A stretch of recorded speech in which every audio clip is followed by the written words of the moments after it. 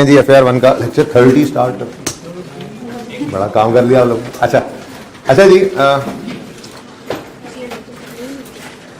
दोबारा किया सवाल इमाम वाला जाके, क्योंकि होम क्लास वर्क तो सबसे अहम होता है ना, ठीक है।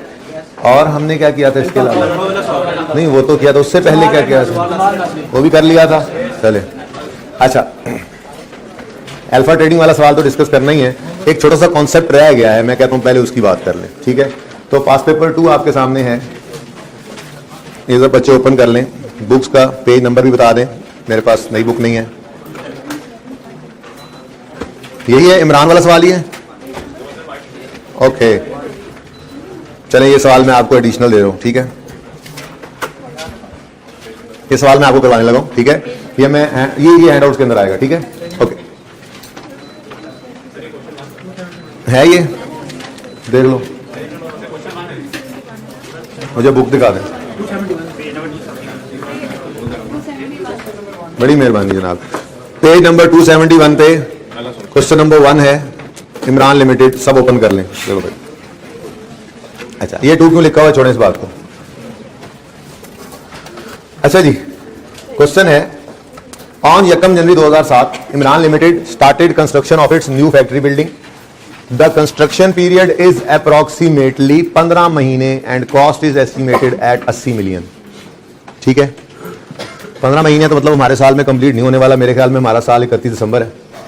रिक्वायरमेंट पढ़ते हैं, रिक्वायरमेंट पढ़ दें जरा, रिक्वायरमेंट पढ़ दें जरा। मैं ही पढ़ देता हूँ जी, बड़ी मेहरबानी आप लोगों की, अगेन बहुत शुक्रिया, जज़ाकल्लाह। रहने दें बस अब। Calculate boring cost that may be capitalised as on 31 December 7। तो ये एंड हमारा है 31 दिसंबर 7, ठीक है। अब अगर 1 जनवरी 7 पे, यार हो जाया करो जी के साथ, हो जाया करो बेटा, खैर है, कुछ नहीं होता यार, ये एक जैसी सीटें हैं सारी यार, हद होगी जी। ऑन 1 जनवरी 7 एक प्रोजेक्ट स्टार्ट हुआ, तो 31 दिसंबर 7 तक वो पूरा तो नहीं होने वाला, 15 महीनों का है ना। चलो बहरहाल कोई बात नहीं, वर्क कंप्लीशन ना सही, ईयर एंड पहले वो लिख लेंगे, हमें वर्क कंप्लीशन से फिर क्या लेना देना, ठीक है। तो सीजेशन लिखा ये मैंने, सेस नहीं टैक्स, सेस रेट टैक्स बोलो, cess any cess rate tax नहीं, ईयर एंड भी हो सकता था, और जो पहले हो जाए। तो वर्क कंप्लीट नहीं होना मुझे लग रहा है, जाहिर सी बात है, 15 महीनों का प्रोजेक्ट हो, 1 जनवरी, सारे एसी चल रहे हैं मैर, वो एसी चल रहे हैं। अच्छा, 1 जनवरी 17 को शुरू हो और 15 महीने का हो, तो 31 दिसंबर 17 तो पूरा नहीं होने वाला, ठीक है। अच्छा ठीक है जी, आगे कहता है work has been divided into 5 phases. नीचे सवाल में नजर आ रहे हैं 4 फेजेस, ये क्या चक्कर है? अच्छा, 2018, 16, 17 टोटल कितना बनता है? कैलकुलेटर कर लो, सुतियां रुआ 71। ऊपर कह रहा है 80 मिलियन का प्रोजेक्ट है, कह रहा है 5 फेजेस हैं, नीचे 4 पेमेंट्स आ रही हैं, और भाई 15 महीने का प्रोजेक्ट है, पूरा नहीं हुआ है, एक बिल बाद में आ जाएगा, हद होगी। कोई कह रहा है रिटेंशन मनी, कोई कह रहा है पता नहीं एडवांस है, हद होगी। सादा बात तो सादा रखा करो, ओके। अच्छा चलें आगे बढ़ते हैं। The work has been divided into 5 phases and payment to contractor shall be made on completion of each phase। इस सवाल के अंदर वो कोई नहीं है एडवांस और रिटेंशन मनी, वो समझा दिया आपको अल्फा वाले सवाल में, उसको देख भी लेते हैं, ठीक है। In the year 2007 the project has been financed through following sources. Number 1, right shares amounting to 15 million were issued. ये इसलिए सवाल करवा रहा हूँ। हाँ भाई, राइट शेयर्स कहते हैं एग्जिस्टिंग, लॉ तो पढ़ लिया होगा, कंपनी लॉ, चलो नहीं पढ़ा तो मैं समझा रहा हूँ, सादा सी बात है। कंपनी जब शेयर्स इशू करती हैं, ठीक है, जो लिस्टेड कंपनीज होती हैं, वो जनरल पब्लिक को शेयर इशू करने से पहले अपने ओनर्स को, जो एग्जिस्टिंग शेयर होल्डर्स होते हैं, उनको वो कहते हैं कि जरा पहले आपका हक है, पहले आप ले लें शेयर्स, उसको कहते हैं राइट शेयर्स, ठीक है ना। उसमें थोड़ा सा डिस्काउंट का एलिमेंट भी हुआ ही करता है, जाहिर सी बात है। जनरल पब्लिक को अगर आपने एक शेयर 50 रुपए में देना है मिसाल के तौर पे, तो आप अपने एग्जिस्टिंग शेयर होल्डर्स को हो सकता है वो 45 में दे दें, फेस वैल्यू 10 ही होती है। एक बात करूँ, थोड़ा बहुत डिस्काउंट का एलिमेंट उसके अंदर भी मौजूद होता है, ठीक है ना। बहरहाल छोड़े, ये सारी बातें करेंगे इंशाल्लाह आने वाले टॉपिक्स के अंदर। हम इश्यूएंस ऑफ शेयर कैपिटल भी पढ़ेंगे, उसके बाद माशाल्लाह से ईपीएस का टॉपिक भी आ रहा है, आ गया है नया, तो ये सारी चीजें मौजूद हैं।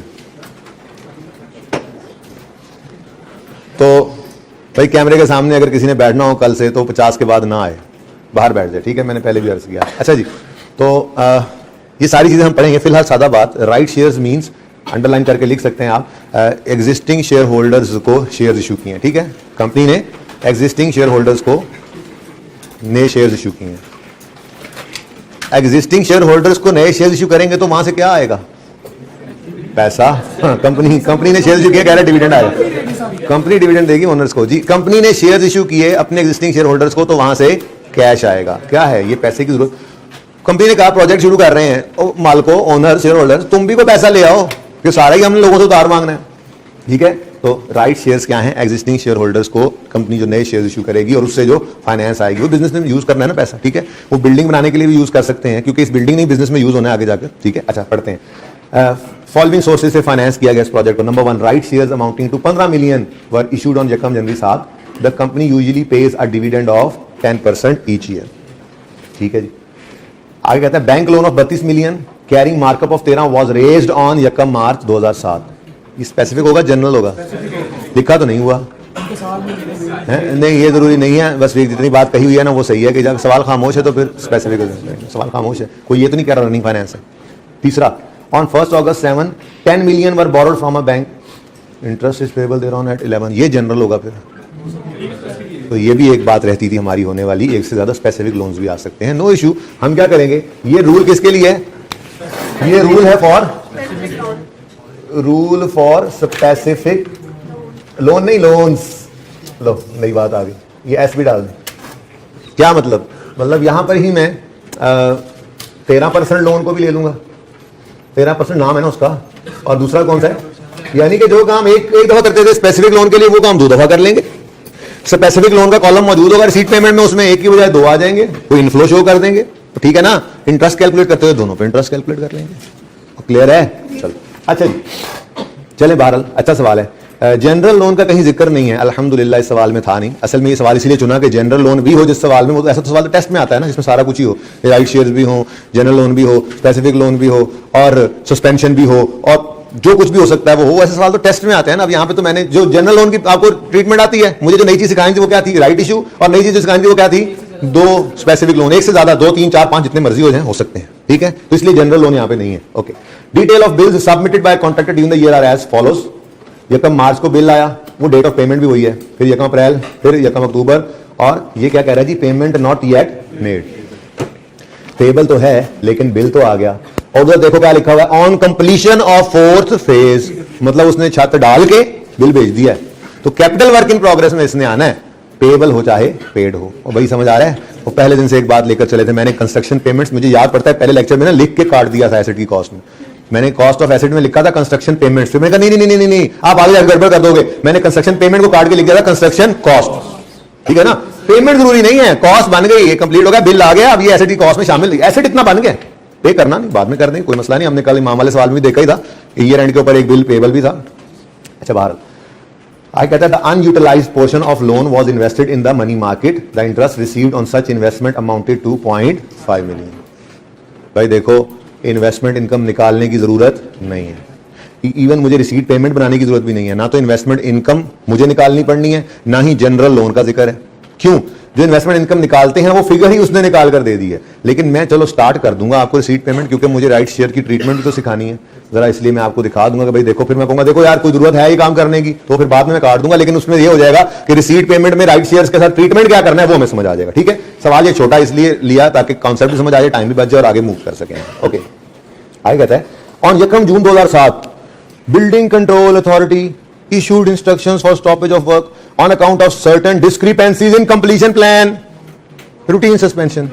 हर बिल्डिंग में ये BCA वाले आ जाएंगे, वो कहेंगे नहीं हर बिल्डिंग के अंदर, नहीं ऐसा नहीं होता भाई, ये कोई उन्होंने वायलेशन कर रखी है, कोई कंप्लीशन प्लान के अंदर उनके जो है वो डिस्क्रिपेंसी है, तो वो हुकूमत ने आकर रोक दिया, अथॉरिटी ने रोक दिया आगे। The company filed a petition in court and the matter was decided in companies favour on 31 July. During this interim period construction work remained suspended.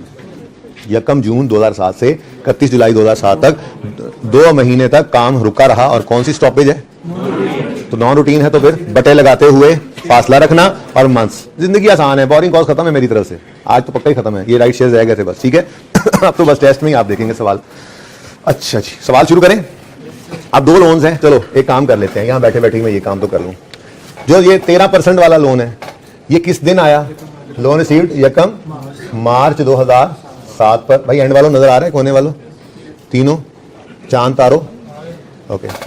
यकम मार्च 2007, ठीक है जी। फिर वर्क स्टार्टेड, वो तो हो गया था यकम जनवरी 2007 में, ऐसा भी तो हो सकता है। देखो ना, इसीलिए तो लेटर रखते थे, मैंने पहले दिनों में ये बात नहीं करवाई थी, इसलिए तो लेटर डेट लेते हैं। देखो आप कहो जी यकम जनवरी से काम शुरू हो गया, इंटरेस्ट की कॉस्ट को कैपिटलाइज करना शुरू कर दो। मैं कह रहा हूं यार लोन आया ही नहीं है, इंटरेस्ट दिया ही नहीं है, तो कौन सा इंटरेस्ट कैपिटलाइज कर रहे हो? तो ऑटोमेटिकली ये लेटर ऑफ वाला ना आपके हर पॉसिबिलिटी को सही कर देता है। ठीक है, अच्छा फर्स्ट पेमेंट किस दिन हो रही है जी? यकम मार्च 2000। तो ये यकम मार्च हमारी क्या होगी जी? कैपिटलाइजेशन की कमेंसमेंट। और मसला ये है कि ईयर एंड पहले आ गया है क्योंकि वर्क कंप्लीशन अभी पता नहीं कब होगी। तो 31 दिसंबर 2007 पर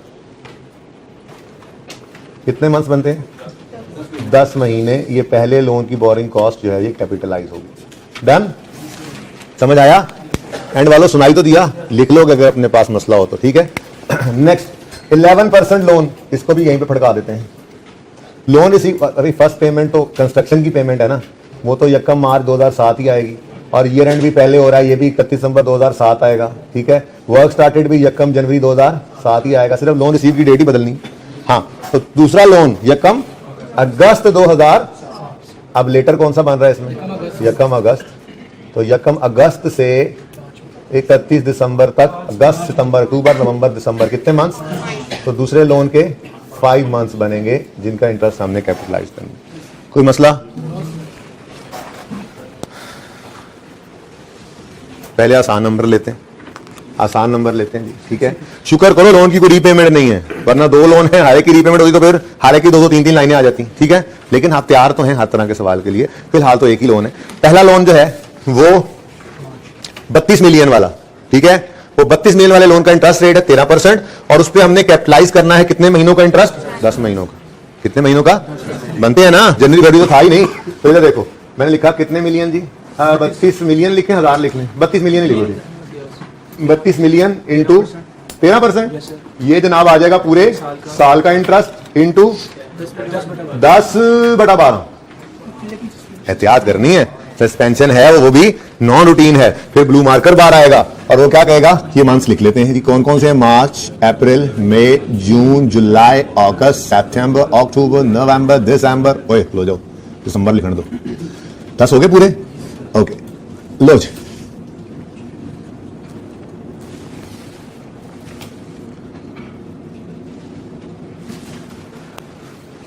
डन।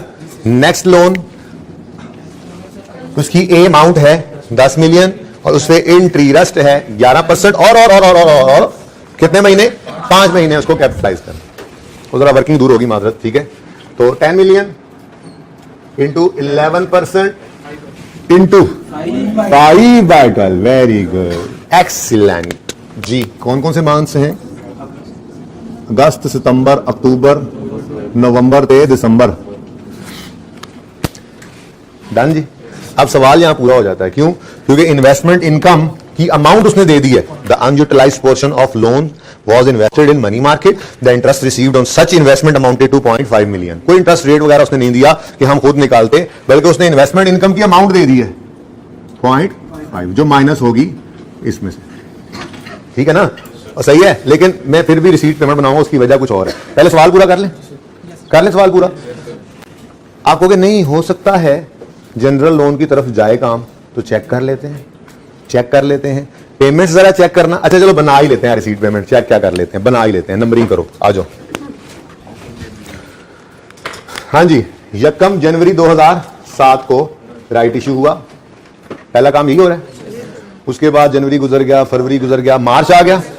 यकम मार्च 2007 को लोन आया और साथ में यहां पर एक पेमेंट भी हो गई। और कुछ यकम मार्च को कुछ हो तो नहीं रहा? यकम मार्च को और तो कुछ नहीं हो रहा, पक्का? चलो, तो ये 2A, ये 2B। ठीक है, फिर पूरा मार्च गुजर गया, पूरा अप्रैल नहीं गुजर सका। यकम अप्रैल को 3rd पेमेंट आ गई, फिर अप्रैल गुजर गया, फिर मई गुजर गया, फिर जून जुलाई में कुछ हुआ था।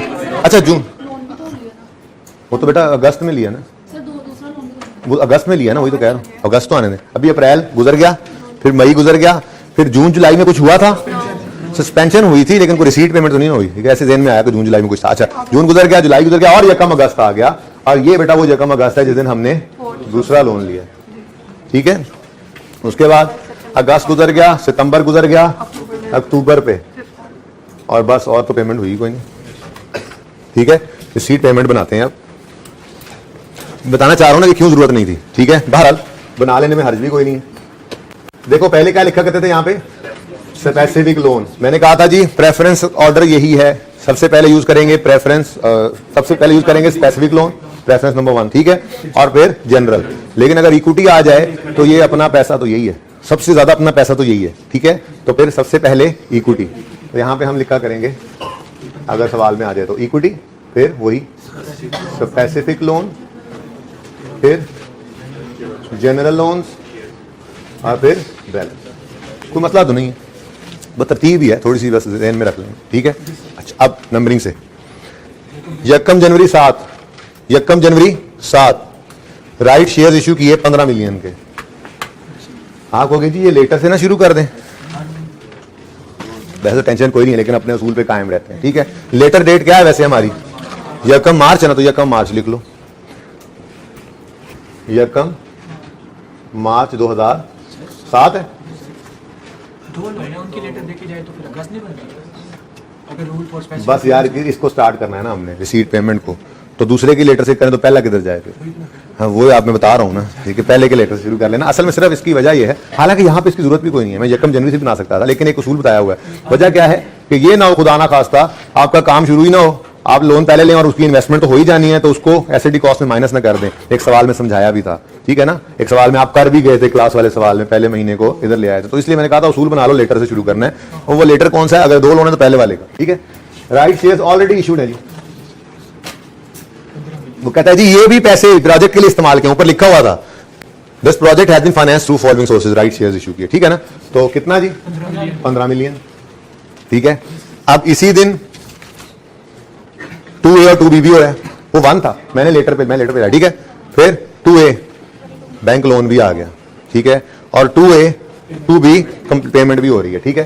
तो यकम मार्च 2007 पर 13%, जरा फर्क हो जाएगा ना, 13% लोन रिसीव, नाम है इसका ना। और क्या करते हैं लोन 1 2 लोन A भी, तो उसने कहा नहीं तो हमने 13% इंटरेस्ट के रेट के हिसाब से उसका नाम रख लिया, ठीक है। 13% लोन रिसीव हुआ, कितने, अब ये इक्विटी में लिख लेना, ये 32 इधर आ गई, ठीक है ना, सही है। अच्छा अब इसी दिन यकम मार्च 2007 को फर्स्ट कंस्ट्रक्शन पेमेंट हो गई। इससे आसान ही होता है नॉर्मली कि पहले इक्विटी आती है, फिर पेमेंट होती है, फिर लोन आ रहा होता है। बहरहाल कोई बात नहीं, इधर देखो पेमेंट कितनी हुई 20,000 की, 20 मिलियन की, ठीक है। अब ये देखा तो 15 पड़ा था, तो 20 को रख दिया हमने ब्रैकेट में, 20 मिलियन, ये मिलियन, ठीक है। अब सबसे पहले इक्विटी को इसने यूज किया, इक्विटी हो गई 0, बाकी 5 स्पेसिफिक लोन से निकला, और स्पेसिफिक लोन का बैलेंस अब कितना बच गया 20। आप करना चाहो तो ये काम कर लो इधर, अगर जी हम तो डिब्बा लगाते थे, डिब्बे में 2 केक आते थे, कर लो नो इशू, बस पहले इक्विटी यूज करना सिखाना था आपको कि देखो इक्विटी पहले यूज हुआ, ठीक है। 27 मैं सारा ही बना देता हूं, जरूरत नहीं है इसकी, बारल बना लेते हैं। फिर बता दो यकम मार्च के बाद यकम अप्रैल पे 18, 1 अप्रैल 2007 सेकंड कंस्ट्रक्शन पेमेंट कितनी 18 है मौजूद, बैलेंस कितना बच गया 9, बड़ा पसंद है इसको ये लफ्ज। फिर उसके बाद 4 नया लोन आ गया, तो बोलो यकम अगस्त पे 11% है, 11% लोन रिसीव हो गया भाई। देखो भाई देखो ध्यान से, पहली बार हो रहा है कितने मिलियन का, ये स्पेसिफिक लोन में पॉजिटिव शो हुआ, और ये यहां पे बन गया, क्योंकि देखो इधर पहले से कमेंसमेंट हो चुकी है ना, इसलिए हमने पहले वाले की लेटर यूज कर ली। अब तो प्रोजेक्ट चल रहा है, तो उसके अंदर तो जितनी इन्वेस्टमेंट इनकम आएगी वो उसके अंदर कैपिटलाइज, ठीक है ना। अच्छा ओके जी 19 हो गया।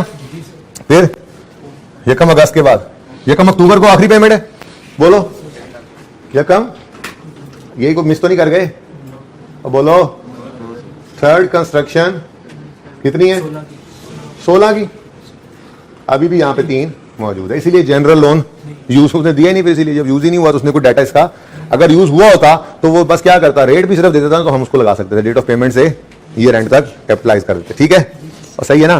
तो फुल फ्लैश सवाल में तो यहाँ पर आगे भी कुछ और हो, मजीद पेमेंट होगी मिसाल के तौर पे, और वो इससे पूरी नहीं होगी और फिर जनरल लोन से काम शुरू हो जाएगा, तो ये फुल फ्लैश सवाल तो ये बनता है। सबसे पहले नंबर इक्विटी यूज हुई, फिर स्पेसिफिक लोन यूज होना शुरू हुआ, जब वो खत्म होगा तो जनरल लोन, यही प्रेफरेंस का ऑर्डर है, ठीक है। सबसे पहले इक्विटी,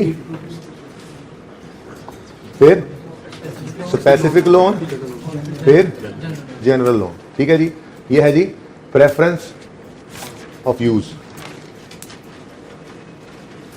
ऑर्डर। ठीक है, प्रेफरेंस ऑफ यूज जो है उसका ऑर्डर क्या होना चाहिए, वो ये बात समझ आ गई है। आज सवाल में इक्विटी है तो परेशान तो नहीं हो गए। अच्छा, अब अगली बात देखो, ये बैलेंसेस ने इन्वेस्ट होना था, हमने कहना था जी 27 या कम मार्च से अवेलेबल है, पूरा मार्च अवेलेबल रहा, कितना रेट नहीं सवाल में गिवन था। फिर ये 9 या कम अप्रैल से लेकर कम अगस्त तक रेट नहीं है, फिर ये 19, फिर ये 3। तो भाई ये सारे ना करने तो थे, लेकिन उसने सवाल में इन्वेस्टमेंट इनकम का रेट नहीं दिया, हमारी सहूलत हो गई। उसने क्या कह दिया, ये जो इन्वेस्टमेंट जितना भी रेट होगा हमें से क्या, ये जो सरप्लस फंड्स इन्वेस्ट होते रहे ना, ये कितना कमा कर लाए, तो वो फिगर ही हमें डायरेक्ट मिल गई सवाल से। ठीक है, लेकिन ये मैंने आपके लिए बनाया है। ओके, आप पर्चे में बना भी लेते इसको तो आपको लगना था यार ऐसे इसका तो कोई यूज ही नहीं हुआ। ठीक है, लेकिन एक कॉन्सेप्ट तो आ गया ना, जरा आपको वो सिखाना था, इक्विटी आए तो। अब अच्छे मुश्किल सवाल के अंदर ये 0.5 गिवन नहीं होगा, बल्कि इन्वेस्टमेंट का रेट होगा, टेस्ट वाले सवाल में हो सकता है। ठीक है, तो अब आपको यहां से इन्वेस्टमेंट इनकम तो खुद निकालनी पड़ेगी, जैसे आपने सीखा हुआ। सही है, तो नई चीज सीख ली हमने, 2 लोन आगे डिफरेंट आगे बढ़े। स्पेसिफिक लोन, अब उसने खुद बता दिया unutilised portion of loan was invested in money market, the interest received on such loan. अब एक क्वेश्चन आता है ज़हन में, वो क्वेश्चन ये आता है कि इन्वेस्टमेंट इनकम के साथ क्या करें। इन्वेस्टमेंट इनकम में भी तो सस्पेंशन पीरियड होगा, उसने ऐसा नहीं कहा कि ये सिर्फ और सिर्फ सस्पेंशन के अलावा वाले पीरियड का। सिंपल उसने क्या कहा, unutilized portion of loan was invested in money market, the interest received on such investment amounted to 0.5 million. अब गड़बड़ ये है कि टोटल कितने महीने बनते हैं, मैक्सिमम इस साल में कैपिटलाइजेशन के महीने कितने बनते हैं। अब आप देखो ना, ये अगर हम इन्वेस्ट कर रहे होते, ठीक है, तो देखो ये 27 जब मार्च को इन्वेस्ट होता, पूरा मार्च इन्वेस्ट रहता, फिर 9 आता ये कम अप्रैल को, अप्रैल मई जून जुलाई 4 महीने ये 5 हो जाते। फिर ये 19 आता ये कम अगस्त से, अगस्त सितंबर 2 महीने 7 हो जाते। फिर ये 3 आता यकम अक्टूबर को, अक्टूबर नवंबर दिसंबर 10 हो जाते हैं ना। अब ये 10 महीनों के अंदर अगर सस्पेंशन होती तो हम इसमें से भी माइनस करते थे। ये छोटी सी गड़बड़ आ गई हमारे गले में, ये जगह मैंने इसलिए छोड़ी थी। ठीक है, ये जो 0.5 है, ये जो 0.5 है, ये कितने महीनों की इन्वेस्टमेंट इनकम है, 10 की। इसमें इन्हीं 10 महीनों में ही तो वो जून जुलाई पड़े हैं, तो वो 2 महीने निकालने हैं, तो हम इसको किस पे ले जाएं, 8 पे। अब इसकी सस्पेंशन इस तरह से हमें करनी पड़नी थी, सही। तो ये 0.5 की बजाय क्या हो गया, 0.4। ये मैंने काट के लिखा, याद रहेगा। ओके, 0.4। क्यों भाई 0.4 हुआ, समझ में आता है। 2 महीने की सस्पेंशन जो आई, ये बनाने का फायदा ये भी था, जरा समझाना था। पर्चे में ऐसा नहीं करना, अक्सर ऐसा करता है, पीपी के नोट के अंदर बोरिंग कॉस्ट डालता है और इन्वेस्टमेंट इनकम ऐसे ही देकर ऐसी बात भी कर देता है, सस्पेंशन थी। अब क्या करोगे, बैठे हो मुंह उठा के, सिर्फ इतना सा काम करना है। वो जो इन्वेस्टमेंट इनकम देगा, सस्पेंशन का पीरियड है, आपने देखना है कि कितने अरसे की इन्वेस्टमेंट इनकम है। जी मिसाल करो 10 महीनों की है, 1 महीना सस्पेंशन है, तो आप कहोगे ये 10 की है, हमें 9 की चाहिए। Given amount over given amount percentage की तरह से लग गया ना फॉर्मूला। ये समझ किसी बच्चों को नहीं आया तो आंकड़ा करें, किसी बच्चे को नहीं आया तो जागते रहना, साढ़े इतना रहना। ये समझ आया कि इन्वेस्टमेंट इनकम निकली 0.5 की 10 महीनों से है। अब ये जो 10 महीने थे हमारे इस साल के अंदर ही थे ना, 10 महीने, ठीक है, ठीक है। अब इसमें ना, इसमें ये 2 महीने जून और जुलाई सस्पेंशन थी, ठीक है। अब जब अगर हम इस तरह से निकाल रहे होते इन्वेस्टमेंट इनकम, तो हम 27 को करते इन्वेस्टमेंट रेट से मल्टीप्लाई और मंथ्स लिख लेते, ऐसे ही फिर 19 फिर 9 फिर 3 सारे आ जाते, और यहां पे हम लिख लेते मंथ्स। जहां पे जून जुलाई आता उसको काट देते और उन मंथ्स की इन्वेस्टमेंट इनकम को हम ना लेते, ऐसे ही करते ना। लेकिन मसला यह है कि उसने 0.5 तो निकाल के दे दिया, ठीक है। जब 0.5 निकाल के दे दिया है तो ये तो पूरे 10 महीनों की इनकम है, यकम मार्च से लेकर 31 दिसंबर तक, उसमें ही ये 2 महीने भी आ रहे हैं। तो ये 10 महीनों की जो इनकम थी, इसमें से ये 2 महीनों की इनकम हमने निकाल देनी, ठीक है। अब ये है 10 की इनकम, 0.5 10 की इनकम है, 2 निकल जाए तो कितनी होनी चाहिए, तो हम इसी को यूज कर लेते हैं। अब क्या करें, हम यूं तो नहीं कह सकते, ये तो एग्जैक्टली आपका मतलब है कि सारे बराबर महीने थे। भाई हमारे पास अब इंफॉर्मेशन नहीं है, क्या कर सकते हैं, बात समझे हो, ठीक है ना। अच्छा जी, वापस आए आप सवाल की तरफ। जनरल लोन तो है कोई नहीं, ठीक है, और स्पेसिफिक लोन में जहां जहां जून जुलाई आएगा तो यहां सिर्फ आ रहा है 10 - 2, तो 8/12 कर देना जी। ये 32 × 13% × 8/12 प्लस 10 × 11% टू 5/12, बोलो 3.23 है, 2 ही कर लो यार, 2.2. ठीक है, अच्छा 2.8 आ गया, ये माइनस था, सॉरी 2.8 कितना 2.8। अच्छा नेक्स्ट, कोई जनरल लोन पे इंटरेस्ट है? एक चीज तो भूल ही गए, right share amounted to 15 are issued, the company usually pays a dividend of 10% each year. तो एक नई चीज आज आ गई, new thing is dividend on equity, dividend on, भाई इधर देखो सारे, equity is not debt, it is not borrowing, so its cost is not borrowing cost, never ever. कभी भी इक्विटी को आपने, इक्विटी देखे दो तरह से फाइनेंस रेज करती हैं कंपनीज, या आपने ओनर से मांग दिया बैंकों से, ये लोगों से उधार, ठीक है, जो ओनर वाला पैसा वो इक्विटी कहलाता है, और जो ओनर से अलावा आए किसी से वो डेट कहलाता है, ठीक है। अब इक्विटी और डेट में जमीन आसमान का फर्क है। इक्विटी, आप कंपनी लॉ पढ़ चुके होंगे, इक्विटी शेयर्स, जब वो पैसे ओनर बिजनेस में इन्वेस्ट करता है तो वो कंपनी की जिंदगी में कंपनी वापस नहीं करती, ऐसे ही है ना, किसी को बेच दे शेयर अलग बात है, कंपनी वो पैसे सिर्फ वो वाइंडिंग अप के वक्त ही वापस, जब कंपनी बंद होगी तब वो पैसे मिलेंगे, वरना वो पैसे वापस नहीं मिलते। हालांकि डेट के केस में ऐसा, डेट आपने जिससे लिया है, लोन जिससे लिया है, उसको फिक्स टाइम के ऊपर फिक्स्ड अमाउंट वापस करनी पड़ती हैं। ऐसे ही जो आपने इक्विटी इन्वेस्ट की होती है किसी कंपनी में, उस पर पक्का डिविडेंड नहीं आता, ज्यादा प्रॉफिट हो तो ज्यादा आ जाता है, थोड़े हो तो थोड़ा आ जाता है, कभी कभी नहीं भी आता, इसलिए तो वो हलाल है, ये आराम है, ठीक है, कारोबार है ना वो, ठीक है। तो डिविडेंड बोरिंग कॉस्ट, जब इक्विटी बोरिंग ही नहीं है तो डिविडेंड बोरिंग कॉस्ट भी नहीं है। और निशानी क्या है डेट की? निशानी ये है कि डेट का आना और उसका वापस होना, ये फिक्स्ड डेट पर fixed amount, fixed cash flow जा रहे होते हैं, प्लस इंटरेस्ट भी जो होता है उसके ऊपर वो तय होता है, इतने % इंटरेस्ट हर साल जाएगा फलां डेट को, या महीने के बाद लेंगे, या 6 महीने के बाद लेंगे, साल के बाद लेंगे, बात समझ रहे हो। तो डेट और इक्विटी में क्या फर्क है? डेट में आउटफ्लोज जो होते हैं वो प्री डिफाइंड होते हैं, इस दिन पैसे वापस जाने हैं और उस पर इतना इंटरेस्ट भी है, तय होता है। जबकि इक्विटी के अंदर ना तो पैसे जो आए हैं वापस जाने हैं, ना ही डिविडेंड कोई फिक्स होता है।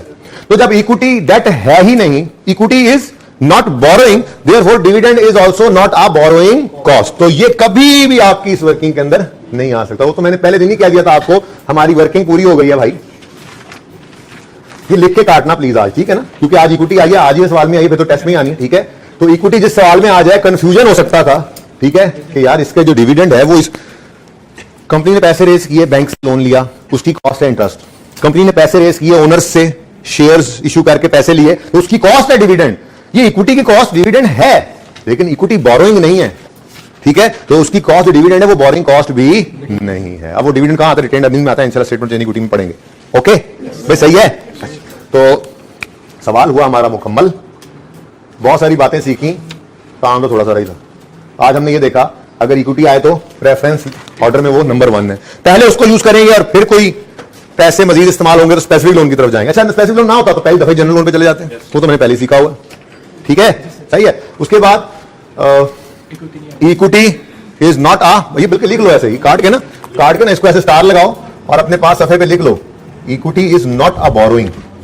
फर्क है ना, है तो एक लिहाज से बोरोइंग है भी सही, लेकिन ये वो बोरोइंग नहीं है जिसको डेट कहते हैं हम, ठीक है ना भाई। रिटेन्ड अर्निंग में से माइनस करते हैं, वो प्रॉफिट्स की डिस्ट्रीब्यूशन है। कभी आपने ड्राइंग्स को प्रॉफिट एंड लॉस में एक्सपेंस बनाया था? इंटरेस्ट को तो बनाते थे ना भाई, ये फर्क है, ठीक है ना। अगर वो एक्सपेंस होता, कॉस्ट होती, तो वो प्रॉफिट एंड लॉस में माइनस होती, लाइक इंटरेस्ट कभी नहीं माइनस हुआ। ड्राइंग्स माइनस नहीं होती थी, वो तो कैपिटल में जाते। अब बड़े हो गए हम, तो रिटेन्ड अर्निंग में डिविडेंड दिया करेंगे, ठीक है। प्रॉफिट तक आते आते इसको माइनस नहीं करते, क्योंकि ये प्रॉफिट के निकलने के बाद उसकी डिस्ट्रीब्यूशन है डिविडेंड। इक्विटी राइट शेयर्स के नाम से भी आ सकती है, फ्रेश आईपीओ, मतलब वो देख लेंगे आगे, हम इक्विटी के अंदर पढ़ना है, इश्यूएंस ऑफ शेयर कैपिटल भी पढ़ना है, बाकी बातें अभी फिलहाल तो राइट शेयर्स के नाम से ही आएगा, आप यूं समझ लें। ले आए इधर, ठीक है। तो पॉइंट क्या लिख रहे हैं? Equity is not a borrowing, equity is not a borrowing, therefore dividend is not borrowing cost, ऐसे लिखे ना, equity is not borrowing, equity is not a borrowing, therefore dividend is not a borrowing cost. दोनों में फर्क है। हालांकि deep down जाके सोचे तो इक्विटी भी एक बोरोइंग ही है, लेकिन ये इससे फर्क है, ये डेट है, वो इक्विटी और ये डेट, वो डेट फाइनेंस है और ये इक्विटी फाइनेंस, ठीक है ना। दोनों में फर्क क्या है? वो पैसे प्री डिटरमिन्ड, आगे जाके आप FR1 FR2 के अंदर पढ़ेंगे, ठीक है ना। इसके अंदर ये फर्क, जब फाइनेंशियल इंस्ट्रूमेंट्स पढ़ रहे होंगे, तो निशानी क्या है? डेट इंस्ट्रूमेंट की निशानी ये है कि कैश फ्लोज जो है वो मखसूस होते हैं, तयशुदा होते हैं। ये पैसे इस तरह वापस जाने हैं, इस पे इंटरेस्ट तब जाना है। इक्विटी के अंदर ऐसा कुछ नहीं होता, पैसे जो आए हैं वो तो वापस जाने नहीं कंपनी के फौत होने से पहले, और जो डिविडेंड भी है वो भी फिक्स नहीं है। तो उसकी नेचर डेट जैसी है ही नहीं, इक्विटी की नेचर बोरिंग जैसी है ही नहीं। तो जब नेचर बोरिंग जैसी नहीं है तो फिर उसकी कॉस्ट यानी डिविडेंड भी बोरिंग कॉस्ट नहीं। क्लियर है ये बात? चलें जी, अब आ जाए अपने अल्फा ट्रेडिंग पे। और क्या हो गया यार इस बेचारे को? हाँ जी, अल्फा ट्रेडिंग किया, सवाल ट्राई हो गया, क्या मसला हुआ जी?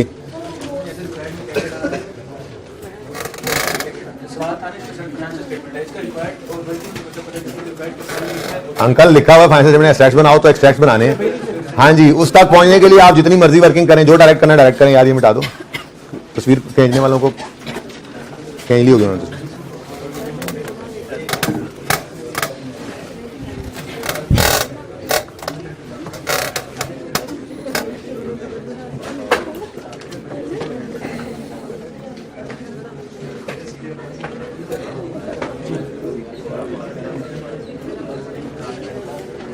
अच्छा जी, नया टॉपिक कौन सा पढ़ना है? इन्वेस्टमेंट प्रॉपर्टी पढ़ना है या गवर्नमेंट ग्रांट पढ़ना है?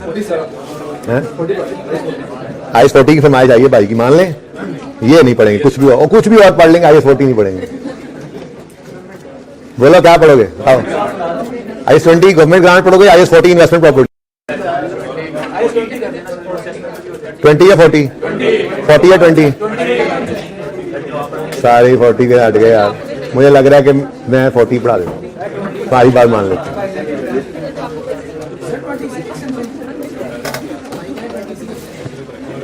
क्या मतलब एक्सटेंशन है? किसकी एक्सटेंशन है? उसका नाम गवर्नमेंट ग्रांट एंड असिस्टेंस है, इसका नाम बोरिंग कॉस्ट है। कैसे एक्सटेंशन है यार? हद होगी यार, एवं ही एक्सटेंशन है। और कोई देख लेते हैं, दिल तो मेरा इन्वेस्टमेंट प्रॉपर्टी भी कर रहा है वैसे। कितने से कहते हैं गवर्नमेंट ग्रांट शुरू करना है? हाथ खड़ा करें, गवर्नमेंट ग्रांट। अच्छा जी, चलें, हो गया सलाम दुआ, फ्रेश हो गए, सवाल पे हैं। On 1 July 14 alpha trading limited signed an agreement with quality enterprises quality builder limited. ठीक है जी,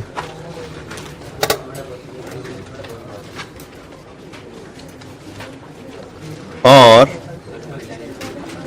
for construction of an office building at a cost of 500 million. Construction commenced on 1 July 14। Year and है हमारा 31 दिसंबर 14। ठीक है जी, तो construction commence हुई है जी 1 जुलाई 14 पर। ठीक है, 500 मिलियन का प्रोजेक्ट है and is plan to complete on 30 June 16। ओह हो, 1 जुलाई 14 हमारे साल में शुरू हुई कंस्ट्रक्शन, 31 दिसंबर 14 पे हमारा साल हो जाना है एंड।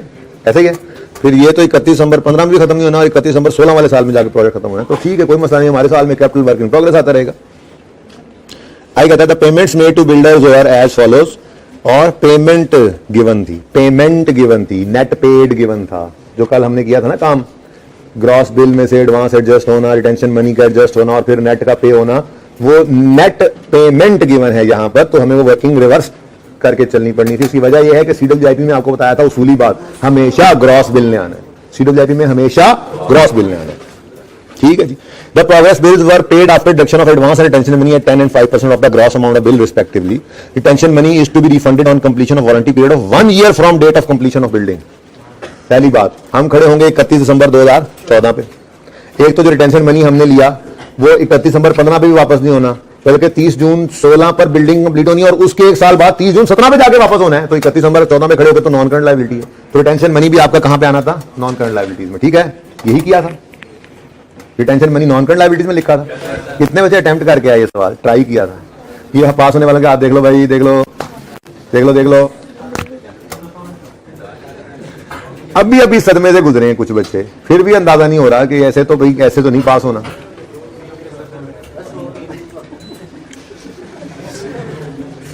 आज तो खुशी का दिन है, मैच है हमारा, दुआ करो। आज तो बच्चों को कुछ किया भी ना, डांट भी नहीं रहा बच्चों को। ये ना हो कोई बच्चा मेरी डांट से गुस्से में आके पाकिस्तान को बदवा दे दे। बुखार है उनको।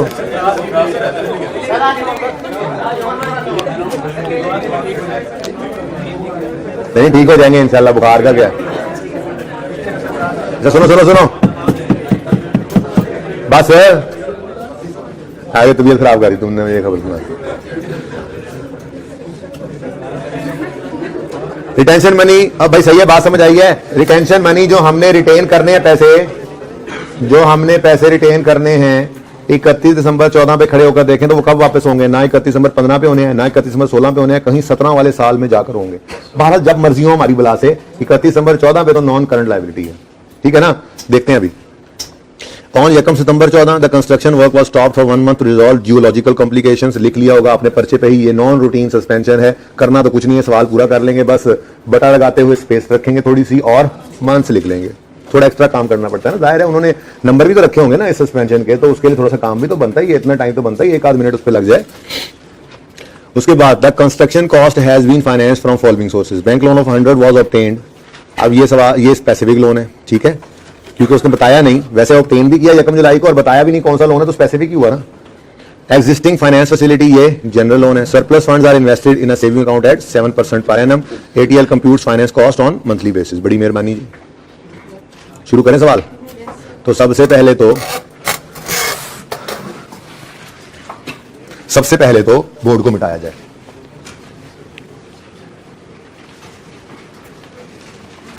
उसके बाद रिक्वायरमेंट को एड्रेस किया जाए। रिक्वायरमेंट इज, बताओ बताओ बताओ, पढ़ो पढ़ो, कोई रिक्वायरमेंट पढ़ दो मेरे लिए।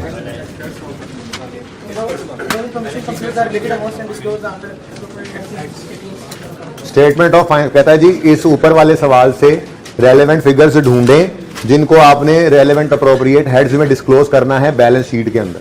तो बैलेंस शीट के एक्सट्रैक्ट्स बनाने। Statement of financial position means statement of financial position के एक्सट्रैक्ट्स बनाने, और एक ही साल के कह रहे हैं। बड़ी मेहरबानी है इसकी। 31 दिसंबर 2000।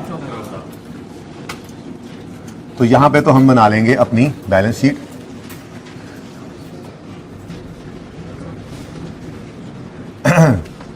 कौन आया?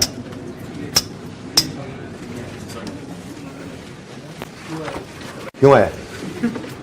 अच्छा जी, शुरू करते हैं जी सवाल। अब अपनी तरतीब पे वापस आते हैं। आपको पता ही है हमारी कुछ वर्किंग्स इस सवाल के अंदर हमें बनती नजर आ रही हैं। जो बनती नजर आ रही है वही बनाएंगे।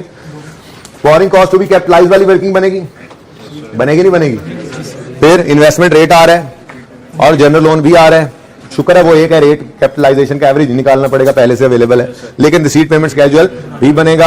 और जो कल हमने नया काम सीखा था प्रोग्रेस बिलिंग वाला, जिस दिन कल तुमने छुट्टी की थी वो वाला, तो उसमें ग्रॉस बिल नहीं गिवन। आज कल ग्रॉस बिल गिवन था, हम नेट तक गए थे। आज नेट गिवन है, हम ग्रॉस पे आएंगे, ठीक है। तो ये हमने 2-3 वर्किंग्स करनी ही करनी है। तो पहले वर्किंग 1 का फॉर्मेट बना लेता हूं मैं। इंटरेस्ट बोरिंग कॉस्ट, आओगे नया नाम लिख दिया सर, हमें समझ नहीं आ रहा। Borrowing cost to B,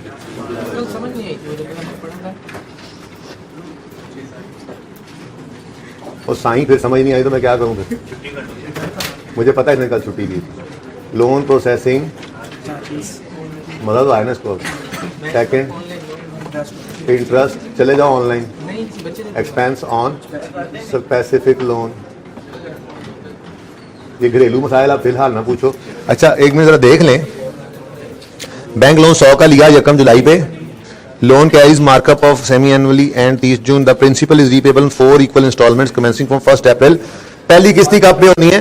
1 April 2015 पे, हमारे साल में नहीं होनी, ठीक है। तो शुक्र है एक ही लाइन आएगी। लेस कर देंगे। इन्वेस्टमेंट इनकम रेट दे दिया उसने। अब पिछले सवाल वाली मौजे नहीं है, वो वेव्स जो आप ऐसे ही किल कर ले, मार लें, ठीक है ना, वो मौजे नहीं मार सकते आप। आपको सब कुछ खुद करना पड़ेगा, खट के खाना पैना है इस सवाल से। लेस इन्वेस्टमेंट इन कॉमी, ठीक है जी। उसके बाद जनरल लोन है, ठीक है। तो नंबर 3 पे आ गया। आज भी नंबर 3 पे कौन है? Interest expense on general loan. Equity होती तो वो आ जाता बस वो चौथे नंबर पे, चौथे number. Never never, okay. Interest expense on general loan, ठीक है जी। मिलियंस में सवाल है, मिलियन में ही करें फिर। अच्छा अगर मिलियन का सवाल हो और ऐसे 10, 15, 20, 50 इस तरह की फिगर्स आ रही हो, यानी कि सिर्फ डबल फिगर तक हो, तो फिर डेसिमल के बाद 2 डिजिट्स यूज कर लिया करो। बस आज के बाद ऐसा कर लेते हैं। कभी कहा होगा 1, लेकिन अब से 2, ठीक है ना। मिलियन में सवाल करना है बेशक करो, ठीक है। अगर छोटी फिगर से है तो ना मिलियन होता 500 मिलियन 600 मिलियन, फिर तो खैर है। लेकिन अगर सवाल में फिगर दी जाए वो 70, 50, 100, 10, 20, 15 ऐसी आ रही हो, तो एहतियातन 2 डेसिमल तक चले जाया करो, ठीक है ना। ओके तो रुपीज़ इन मिलियन ही कर लेंगे जी, ठीक है। यहाँ क्यों लिखे, वो हम यहाँ पे लिख देंगे रुपीज़ इन मिलियन। ये मैं लिख रहा हूँ यहाँ पे रुपीज़ इन। वैसे तो पता है क्या, मैं यहाँ पे भी लिख सकता था, मैं यहाँ पे भी लिख सकता था, लेकिन चले मैंने बोर्ड पे लिख दिया। ओके, अच्छा, उसके बाद यहाँ पे इसलिए मैंने लिखा कि टाइम क्यों ज़ाया करें, बस ठीक है।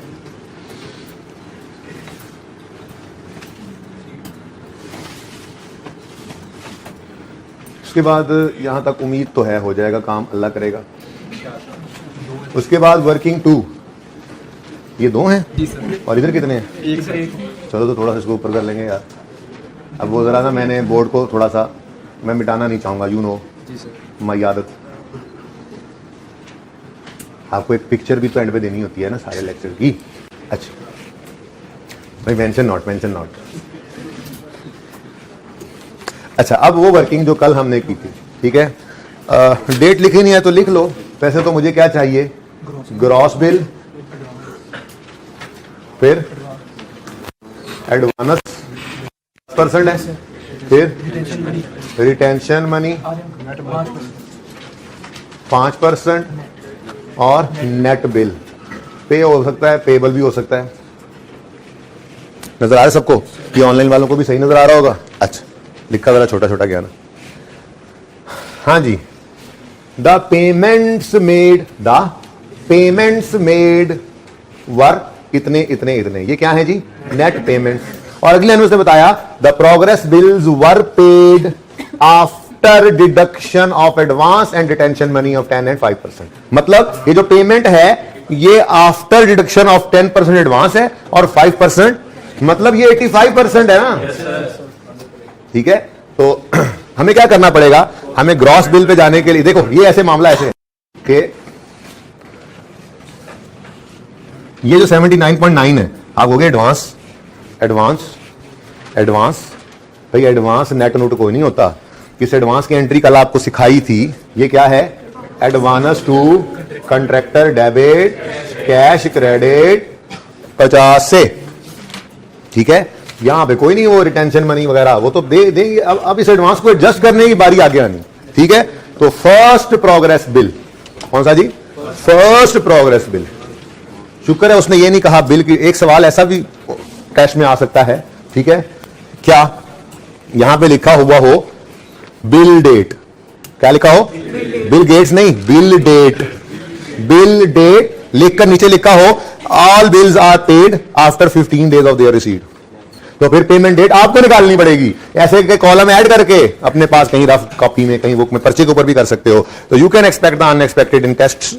ओके जी, ओके। बहरहाल इस वक्त क्या हो रहा है, ये 50 को तो साइड पे कर दें, ठीक है। सॉरी यार, इंग्लिश होगी थोड़ी सी। ये 79.9 नेट पेमेंट है फर्स्ट प्रोग्रेस बिल की। तो फर्स्ट बिल गेट 79.9, ये क्या है, ये 85%। और ये क्या हुआ करता है, ये 100% में से 10% एडवांस माइनस होता है, रिटेंशन मनी 5 माइनस होता है, तो फिर ये 85 पे पहुंचता है, ठीक है। अब अपना फॉर्मूला जिंदाबाद, बचपन से पढ़ते आ रहे हैं, given amount divide by given amount percentage into required amount percentage. तो भाई करो भाई, 79 को डिवाइड करो 85 से, मल्टीप्लाई करो 100 से, 94। 9.4 एडवांस की एडजस्टमेंट हुई है, 4.7 रिटेंशन मनी की। इसका आंसर यही आना चाहिए, 79.9। समझ आई? तो आज हम रिवर्स चले ऐसे, ठीक है। कल हमें यह बिल दिया हुआ था, हम यहां तक आए थे इमाम वाले सवाल में, ठीक है। सेकंड बिल प्रोग्रेस बिल 100.3 का, ठीक है। डेटे हेटे देख लेंगे उसकी, इनवाइस डेट क्या है वो देख लेते हैं। 100.3 दिल तो कर रहा है एंट्रीज भी करूं इस सवाल की, देखते हैं आज खत्म ही कर दें इसको, नया कल ही शुरू कर लें टॉपिक जी। 118 100.3 divided by 85 multiplied by 100 is equal to 108 11.8 5.9। कहानी खत्म, बिल्ली 2 थे बस, चैलेंज ये भी हो गया काम। अच्छा ऐसे दिल कर रहा है मेरा, मैं ये एंट्रीज वैसे ही करना है, दिल कर रहा है थोड़ा सा, मतलब यहाँ नजर आएगा भाई ऑनलाइन वालों को, इनकी खैर है, इनकी खैर है, मतलब कि आप लोग थोड़ा एडजस्ट करके देख सकते हैं।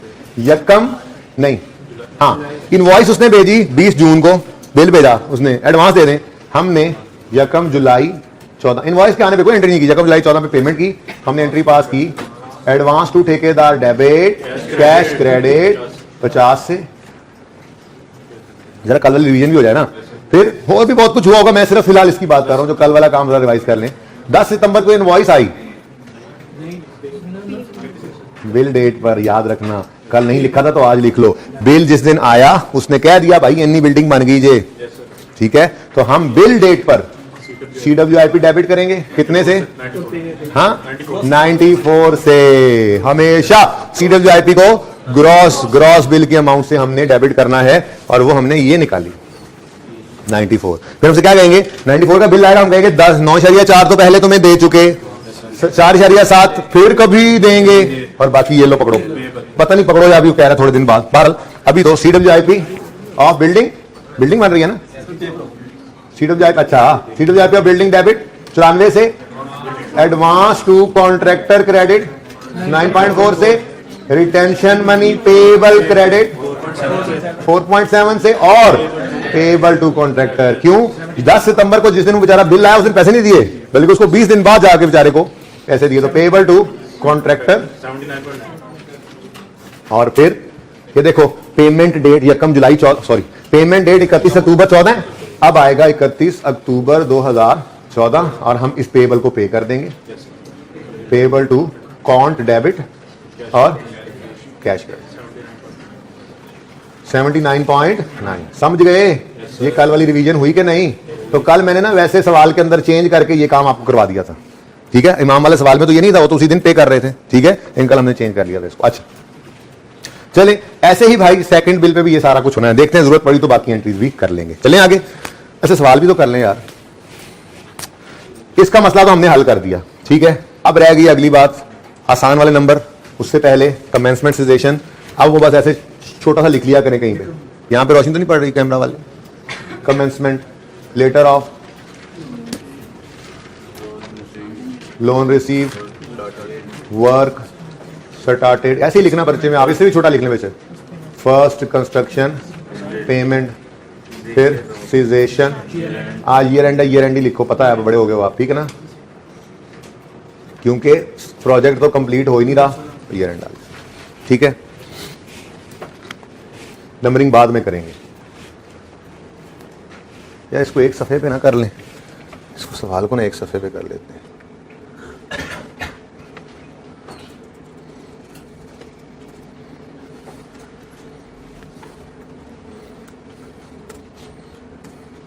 लो भाई थोड़ा सा इसका साइज छोटा कर लेते हैं सवाल का, हाँ हाँ मुझे पता है नजर आ रहा है, लेकिन अभी मजीद थोड़ा सा गुंजाइश है, हम बड़ा कर सकते हैं सवाल, नजर आ रहा है। अब इस सवाल को ये है कि बदलना नहीं पड़ेगा, नंबरिंग शंबरिंग सब कुछ कर लेंगे, ठीक है। अच्छा, ऑन यकम जुलाई 14 alpha sign an agreement, construction commenced on यकम जुलाई 14, वर्क स्टार्टेड यकम जुलाई 14, ठीक है, and is plan to complete on 30 June 16, इसलिए माजरत के साथ यहाँ पे 31 दिसंबर 14 हमने लिख लिया। अब हम क्या करें उस 16 के एंड का, ऐसे ही करते थे ना, okay. The payments made to builders, पहली पेमेंट यकम जुलाई, भाई यकम जुलाई 14 को पहली पेमेंट हो रही है, ये कंस्ट्रक्शन की ही पेमेंट है, बिल ही नहीं, कंस्ट्रक्शन की पेमेंट, एडवांस किसको दिया है, ठेकेदार को ही दिया है, कंस्ट्रक्शन के लिए दिया है, तो फर्स्ट कंस्ट्रक्शन पेमेंट 10 मिलियन, ये 50 मिलियन की यकम जुलाई 14, ठीक है। लोन बाद में रिसीव होगा तो ठीक है, जनरल लोन तो पड़ा है ना, वहां से कर देंगे पेमेंट, ठीक है। अच्छा, उसके बाद ये पेमेंट्स हुई, फर्स्ट बिल्स के बारे में उसने बताया, जो हमने वो काम कर लिया वर्किंग 2 में। अब कहते हैं यकम सितंबर कंस्ट्रक्शन वर्क वाज स्टॉप्ड, यहां पे मैंने लिख लिया नॉन रूटीन स्टॉपेज, ठीक है जी, या सस्पेंशन, ये है तो इसका मतलब कंसिडर, क्या करेंगे, लेकिन कंसिडर करेंगे एंड पे, और कंसिडर क्या करते हैं, सवाल करते हुए जगह छोड़ देते हैं थोड़ी सी, बटा लगाते हुए, और मंथ्स लिख लेते हैं बस, उसके बाद फिर एंड पे कंसिडर कर लेंगे इसको। तो इसी तरह से लिख के हमने पर्चे पे रख लिया करना है जब पेपर के अंदर नॉन रूटीन असिस्टेंट, ठीक है। The construction cost has been finance from following sources. Bank loan of 100 million was obtained on यकम जुलाई 14। चलो जी, लोन रिसीव भी यकम जुलाई 14 को ही है, ठीक है। उसके बाद उसके आगे कहानी है, और एग्जिस्टिंग रनिंग फाइनेंस और सरप्लस फंड्स। लो जी, कहानी खत्म। कमेंसमेंट यकम जुलाई 14 से होगी, और सीजेशन हमें करनी पड़ेगी मजबूरन 31 दिसंबर 14 पे। तो कितने मंथ्स? 6 मंथ्स कैपिटलाइजेशन, ठीक है। चलो अब आसान नंबर लेने हैं भाई, समझ आ रही है सबको? आसान नंबर लेने हैं तो पहले स्पेसिफिक लोन को भुगता देते हैं, पड़का देते हैं, ठीक है। ऑन यकम September sorry bank loan of 100 was obtained on यकम जुलाई 14। The loan carries markup of 11% payable semi annually on 31 December and 30 June हर साल। तो ये बात समझाई हुई है आपको। यकम जुलाई 14 को लोन लिया, अब वो कह रहा है इंटरेस्ट हर 6 महीने बाद आपने देना है। तो जो यकम जुलाई 14 को लोन आया, जुलाई, अगस्त, सितंबर, अक्टूबर, नवंबर, दिसंबर, पहला 6 महीने का एंड आ रहा है 31 दिसंबर पे। अब दोनों तरह के अरेंजमेंट्स हो सकते हैं, या तो 6 महीनों का इंटरेस्ट 31 दिसंबर 14 की शाम को पे करें, या यकम जनवरी 15 की सुबह। हमारे सवाल ने कह दिया 31 दिसंबर 14 की शाम को पे होगा, पहले 6 महीने का इंटरेस्ट, और फिर अगले 6 महीने जो जनवरी 15 से शुरू होंगे, जनवरी, फरवरी, मार्च, अप्रैल, मई, जून, वो 30 जून 15 तक का इंटरेस्ट 30 जून 15 की शाम को पे हो जाएगा, ठीक है ना। अच्छा चलो ठीक है, इसका मतलब इंटरेस्ट तो पे होना है, लेकिन principal is repayable in 4 equal annual installments. सालाना इंस्टॉलमेंट्स हैं। आप जो यकम जुलाई 14 को लोन लिया है, तो सालाना इंस्टॉलमेंट तो फिर 15 में जाकर 30 जून पे होगी ना। तो वो ये कह रहा है, लेकिन वो कह रहा है कि वो भी कब से कमेंस होना है, उसकी मर्जी है भाई। पहली इंस्टॉलमेंट किसी वक्त आगे पीछे कर सकते हैं। बहरहाल principal is repayable in 4 equal annual installments commencing from 1 April 2015। अब फिर हर साल यकम अप्रैल को वो सालाना किस्तें होंगी, लेकिन हमारी बला से हमारा साल तो 31 दिसंबर 14 पे खत्म हो गया, हमारे साल में कोई रीपेमेंट नहीं है। तो 100 मिलियन के लोन का 11% के हिसाब से 6 महीने का इंटरेस्ट हम एसेट की कॉस्ट में ऐड कर देंगे। कोई मसला इसमें? आसान नंबर ले लें, हैं? हाँ, वो एनुअली होता है। जिंदगी सारी में याद रखो, जब तक कि वो खुद कह ना दे सवाल में, इंटरेस्ट रेट एनुअली होता है। वो पर एनम कहे ना कहे, अगर खामोशी तो एनुअली है, अगर सेमी एनुअल या क्वार्टरली है तो वो खुद बताएगा, ठीक है। इंटरेस्ट रेट हमेशा एनुअल है, और उसकी पेमेंट करते हुए आप एनुअली करें, सेमी एनुअली करें, क्वार्टरली करें, मंथली करें, वीकली करें, डेली करें, ऑरली करें, ठीक है, काफी है। मिनटली करें, सेकेंडली करें, अच्छा ओके। लेकिन प्रैक्टिकली ऐसा नहीं होता, मंथली तक ही होता है मैक्सिमम। अच्छा, कुछ होते हैं बैंक्स जो डेली बेसिस पे भी इंटरेस्ट कैलकुलेट कर रहे होते हैं, ठीक है। अच्छा छोड़ें इस बात को। 100 मिलियन इंटू 11%, 100 मिलियन इंटू 11%, ये आ गया जनाब पूरे साल का इंटरेस्ट, लेकिन 6/12, थोड़ा फासला रहा, ठीक है। अच्छा, ये कौन कौन से मंथ्स हैं? साथ लिखते जाए ना, जुलाई, अगस्त, सितंबर, अक्टूबर, नवंबर, दिसंबर, ठीक है। कहानी खत्म, मुफ्त के नंबर आ भी गए, ठीक है। अब आसान नंबर थे ना, अब अगली कहानी आनी है जनरल लोन की भी और सरप्लस फंड्स की भी, जिनको इन्वेस्ट करना है। तो दोनों के लिए रिसीट पेमेंट बना लेते हैं, फिर देखते हैं जनरल लोन का क्या करना है। बहरहाल एग्जिस्टिंग नहीं finance facility was used for balance payment. Average running finance balance for the year was 190 million. Markup charges for the year वर 24/7। एक मसला और भी है, जनरल लोन का इंटरेस्ट रेट नहीं गिवन, लेकिन वो इंटरेस्ट गिवन है और वो लोन की आउटस्टैंडिंग अमाउंट गिवन है। वो जो हम करते थे वो कर सकते हैं। तो अगर मैं यहां करके बना दूं वर्किंग फ्री, वो मैं आपके लिए ये कर रहा हूं। क्या लोन की अमाउंट होती थी, ठीक है जी, लोन अमाउंट, फिर मंथ्स आउटस्टैंडिंग, याद आ रहा है? सिर्फ आपके लिए कर रहा हूं, पर्चे में करने की जरूरत नहीं, सिर्फ डायरेक्ट आप रेट लगाते हैं। मंथ्स आउटस्टैंडिंग, फिर मंथ्स को तो आउटस्टैंडिंग लिखने दो, months outstanding, loan outstanding, rate और इंटरेस्ट। याद आया कुछ? अब लोन की अमाउंट कितनी है हमें नहीं पता, मंथ्स आउटस्टैंडिंग पूरे साल आउटस्टैंडिंग रहा, हमें क्या इससे? उसने लोन आउटस्टैंडिंग दे दिया था हमें, हमने उसकी परवाह नहीं की। इधर देखो, existing finance facility was used for balance payment. Average running finance balance for the year 14 was 190 million. Average मैंने बताया था रनिंग फाइनेंस का बैलेंस वैसे तो आप नहीं निकाल सकते, आपके लिए तो मुमकिन ही नहीं है, वो तो हर वक्त फ्लक्चुएट हो रहा होता है, ठीक है। तो एवरेज उसने खुद निकाल के दे दिया, कितना? 190। Markup charges for the year 31 दिसंबर 14 अमाउंटेड टू 24.7 और इंटरेस्ट दे दिया उसने 24.7। ठीक है जी, तो भैया तो यहीं से ही कर लेते, ठीक है। तो इधर देखो बहरहाल जैसे तरतीब बनाई हुई है, इंटरेस्ट रेट, कैपिटलाइजेशन रेट जो निकालते थे हम, कैपिटलाइजेशन रेट नजर आ रहा होगा भाई, हमें बैठ दो ना आप यार। 24.7 divided by 190 into 100 is equal to 13%। चलो ये भी निकाल लिया। अब इधर देखो, ये देखो मैं मार्कर निकाल रहा हूं। अब हमने क्या करना है इसका, ये 0.2 अब मेरे लिए किसी काम का नहीं रहा। ऐसे ही है ना, हमने तो बस इसमें से रेट लेना होता है। सफाई हस्ती से मिटा दिया मैंने इसको, ठीक है, सही है। अब सवाल ये एकदम से छोटा होगा सवाल। अगले पॉइंट में वैसे सरप्लस फंड्स दिए हुए हैं। अब चलते हैं रिसीट पेमेंट बनाने की तरफ, लेकिन उसके लिए पहले हमें और लेटर है, पहले नंबरिंग करनी पड़ेगी, फिर लेटर से बनाएंगे। तो नंबरिंग करते हैं जी। जनवरी में कुछ हुआ, बोलो। जनवरी में कुछ हुआ, फरवरी में, मार्च में, अप्रैल में, मई में, जून में, हमारे साल जुलाई में सबसे पहले लड़ाई शुरू हुई, ठीक है। 1 जुलाई 14 को एडवांस भी आया मतलब पे हुआ, ठीक है। अच्छा, उसके बाद स्पेसिफिक लोन भी 1 जुलाई 14 को आ रहा है 1, और कुछ, और जुलाई में कुछ 1A 1B। तो अब बहुत ही बेवकूफी ना करना, पहले इसको लिख लेना ना, मतलब मैंने 1A 1B कर दिया, इसको असल में खाम में थोड़ी, आप एक दिन के आप नंबरिंग के फर्क से पहले ऊपर माइनस वाली चीज लिख दो, आप परेशान हो रहे हो, फर्क तो नहीं पड़ता ना, एक ही दिन आ रहे लोन, उस दिन पेमेंट हो रही है, तो पहले लोन लिख लो। पहले लोन आया और फिर पेमेंट हुई, कोई बात नहीं है। वैसे तो माइनस भी ऊपर लिख सकते थे, लेकिन आप परेशान हो जाते हैं, इसलिए मैंने कहा कोई नहीं, पहले आना लिख लो, पैसे का रिसीट पहले लिख लो, ठीक है जी। उसके बाद जी जुलाई गुजर गया, बोलो। अगस्त गुजर गया, सितंबर, अक्टूबर नहीं गुजरा, अक्टूबर नहीं, यस सर, अक्टूबर नहीं गुजरा, 31 अक्टूबर को पेमेंट आई। फिर नवंबर, दिसंबर नहीं गुजरा, इंटरेस्ट पे होना है 31 दिसंबर। तो यहां पे लोन की प्रिंसिपल अमाउंट आज नहीं रीपे हो रही, यहां पे क्या आ जाएगा, नंबर 3। ए कहां पे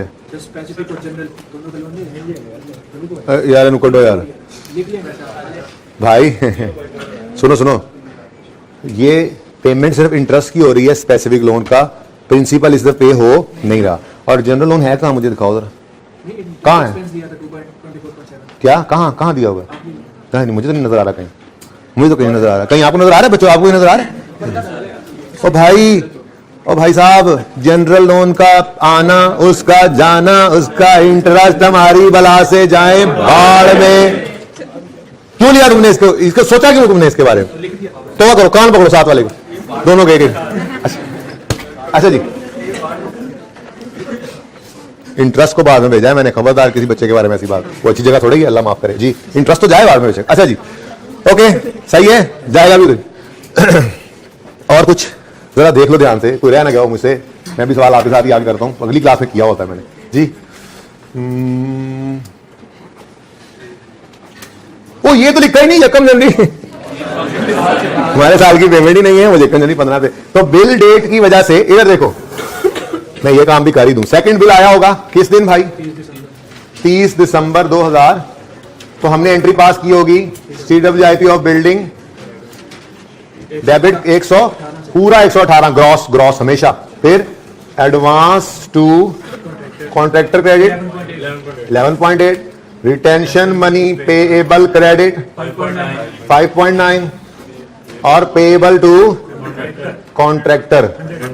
ये जो बिल था ना 100.3, जिस दिन बिल आया उस दिन तो हमने पे नहीं किया इसको, पे तो हुआ है अगले साल जाके। तो भाई हमारे साल के एंड में बस ये पेएबल ही पड़ा होगा, तो बैलेंस शीट बनाते हुए इसका ध्यान भी रखना है हमने, ठीक है। इसलिए मैंने इसके साथ नंबर नहीं लगाया। और कुछ 1.5 लाख नहीं।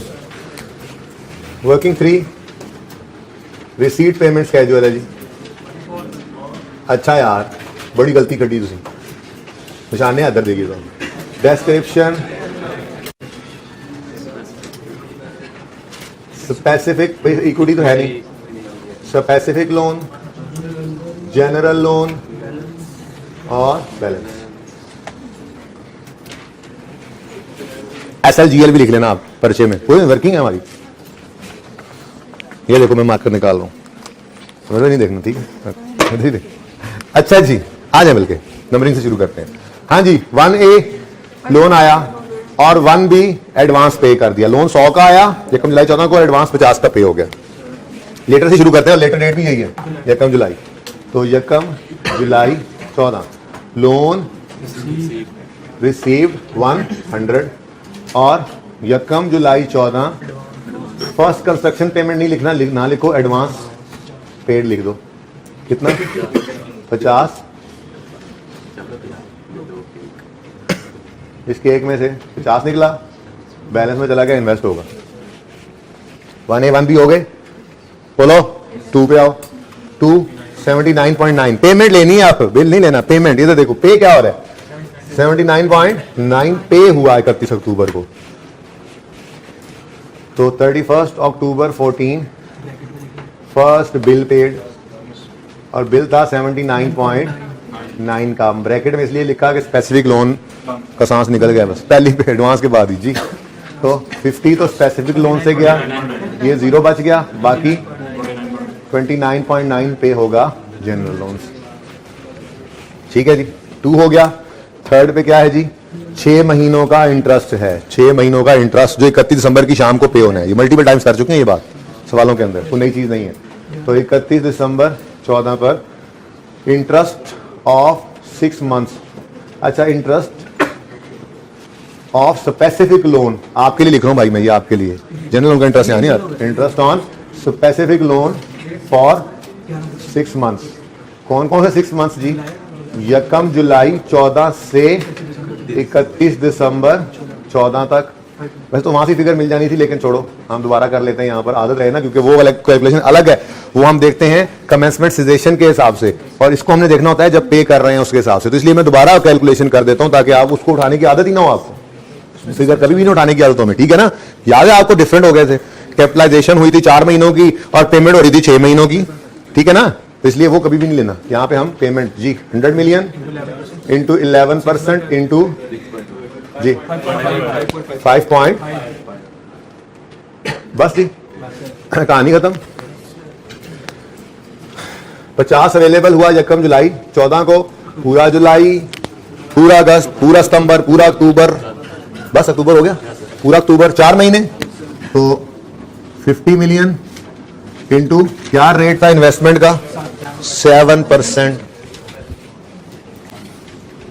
7% इंटू कितने महीने गिने थे अभी, 4 बराबर, अक्टूबर नवंबर, सॉरी जुलाई अगस्त अक्टूबर, ठीक है ना। ये 4 महीने। नहीं समझ आ रही तुम्हें? आ रही। उसके बाद 0 हो गया काम, तो इसकी कहानी तो यहीं पे खत्म हो गई। लेकिन अब ये जनरल लोन की पेमेंट्स हैं। पेमेंट डेट 31 अक्टूबर है, नवंबर और दिसंबर 2 महीने आएंगे इसके। तो पेमेंट कितनी है जी, 29.9। इंटरेस्ट रेट है, ये कहां पे निकला, ये वर्किंग 3 में, ये वर्किंग 3 में निकला हुआ है, ठीक है। ऐसे ही आप देख सकते हैं, ये वर्किंग 4 में निकला हुआ है, ठीक है, सही है ना। अच्छा, तो नवंबर और दिसंबर 2/12, यहां मंथ्स नहीं लिखे हमने, भूल गए। नवंबर दिसंबर, यहां पे जुलाई अगस्त सितंबर अक्टूबर, ठीक है। उसके बाद लास्ट पेमेंट है 31 दिसंबर पे, तो उसी कह रही थी 2 आना है। अब बड़े हो गए, अब नहीं लिखेंगे। हाँ भाई इधर देखो भाई, 31 दिसंबर पे पेमेंट हो रही है, 31 दिसंबर से 31 दिसंबर तक का इंटरेस्ट, ठीक है ना। इसलिए लिखना ही नहीं, आप बड़े हो गए हैं। वो कल लिखवा रहा था जब समझा रहा था, अभी परिचय में क्यों लिखेंगे हम 0, ठीक है। हाँ भाई, interest on specific loan, loan question 40 सवाल में नजर नहीं आए स्पेसिफिक लोन का इंटरेस्ट। लेकिन इससे पहले आ जाओ सस्पेंशन की तरफ। सस्पेंशन यकम सितंबर 14 को हुई और कितने महीने की रही, फॉर 1 मंथ। ये आधा महीना भी हो सकता है, तो 0.5 माइनस कर देना, कोई टेंशन की बात नहीं है। ये 15 दिन भी हो सकते हैं, ये 7 दिन भी हो सकते हैं, भाई समझ रहे हो ना। 10 दिन हो जाए तो 0.33 माइनस कर देना। एक महीने में 10 दिन क्या होते हैं, 0.33 होते हैं ना, 33%। तो कुछ भी हो सकता है। सस्पेंशन नॉन रूटीन दिनों में भी आ सकती है, लेकिन फिलहाल तो महीने में। कौन सा महीना, ये जुलाई अगस्त सितंबर, चलो भाई 5 रह गए, जुलाई अगस्त सितंबर -1, अच्छा नहीं है, ठीक, डन जी। बताओ स्पेसिफिक 4.5 8 बस 2 तक रहो, अपनी औकात में रहो। 0.88 माइनस हो गया, 3.7 आ गया जनरल लोन, 0.65 टोटल। ठीक है, सवाल की रिक्वायरमेंट पूरी कर लें, फिर टाइम भी कोई नहीं बचा, देख लेंगे, एंट्रीज करके भी आ सकते थे आप, डायरेक्ट एंट्री से भी। ठीक है, अब मुझे सोच के बताओ कि बैलेंस शीट के अंदर क्या जाना है। नॉन करंट एसेट्स में capital work in progress of building, वो तो भी हमने निकाला ही नहीं। तो चलो अब वर्किंग्स का ही रिवाज चल रहा है, तो वर्किंग 5 ओपन करो। Capital work in progress of, वो एसेट की कॉस्ट निकाल रहे हैं, cost of capital work in progress. ये क्या है? Cost of capital work in progress है। ठीक है, क्या कुछ आता है इसमें? नंबर 1 कंस्ट्रक्शन कॉस्ट या पेमेंट्स? हाँ जी, कंस्ट्रक्शन कॉस्ट। और इसमें हमेशा क्या लेना है आपने? Gross bills. क्या लेने हैं जी? Gross bills. ठीक है, तो इधर देखो, पहला बिल 94 का आया, दूसरा बिल 118 का आया, तीसरा भी बिल आ गया है मोहतरमीन मुकरमीन, तीसरा भी बिल आ चुका है। उसकी एंट्री CWIP में 18 हो गया, ये 2 हो गए। अच्छा वो पहला, सॉरी 2 ही बिल आए हैं, बताओ 2 बिल आए हैं बस। ठीक है, दोनों बिल आ गए जी। ठीक है, 200 नंबर 2 जी। उसके बाद कोई मैप फी, कोई परमिट फी, कोई कंसल्टेंट की फी नहीं है, तो याद तो रखना है ना, पर्चे में ना लिखते रहना। अच्छा, और number 4 is borrowing cost capitalised working number 1 से 4.35।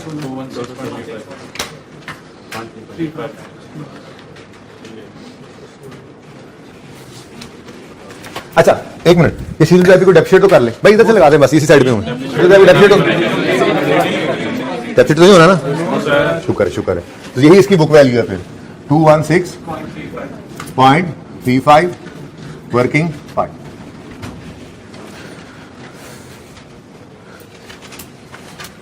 नाउ नेक्स्ट थिंग इज, आपको अगर याद हो तो एडवांस टू कॉन्ट्रैक्टर डेबिट हुआ था 50 से, लेकिन अभी क्रेडिट सिर्फ हुआ है 9.4 और 11.8 से। ठीक है, अब सोचने समझने की बात यह है कि हमारा ये प्रोजेक्ट